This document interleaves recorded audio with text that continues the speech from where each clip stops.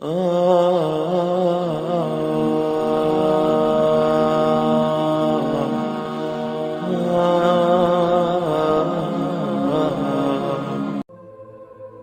was a nighttime when everybody had gone to sleep. A man gets up, he turns on the TV. All of his family are deep asleep, and he watches something that's not appropriate. All of a sudden, a door opens and his daughter comes out, and she just barely learned how to talk. She looked at her father. Her father tried to rush to the TV and the remote to turn off. And she said, "Shame on you, Father.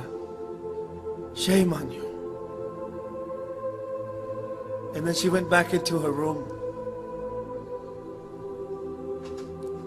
And so that man, after turning off the TV, those words resonated in his head. "Shame on you, Father. Shame on you." And tears started coming down his eyes. And he stayed up until Fajr, crying. Then he went to the masjid and he prayed with the congregation, and he was crying so profusely. Some of the brothers who had not seen him that Fajr prayer, they said, "Are you okay, brother?" He says, "I'm okay." One of his close friends came to him. He says, "Are you okay?"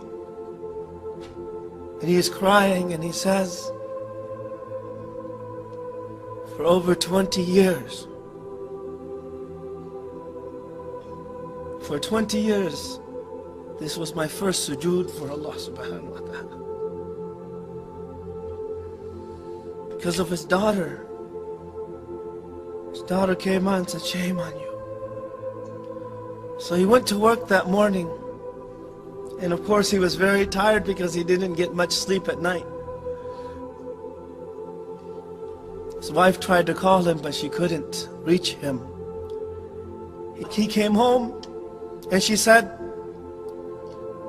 "Honey, our daughter just passed away." His daughter passed away. And those words again came, the last words that she heard were, "Shame on you, Father. Shame on you." The whole day, those were his last words. "Shame on you." So he went and he buried her. He put her in the grave. When he put her in, he smiled. And his friend looked at him and said, "Why are you smiling?"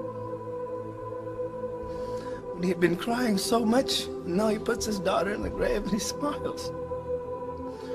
He says, "I buried my daughter, but she left a nur that will remain in my heart, inshallah, until the day of judgment." And from that time on, he became strong. He kept on going to the masjid. And he changed. Allah took away something from him. But because of those words from his daughter, he became good again. For 20 years, he didn't even prostrate to Allah subhanahu wa ta'ala. Shame on you. All of us, Allah subhanahu wa ta'ala has given us a lot of time to change, to improve ourselves. It's enough. We've been disobeying Allah subhanahu wa ta'ala for a very long time.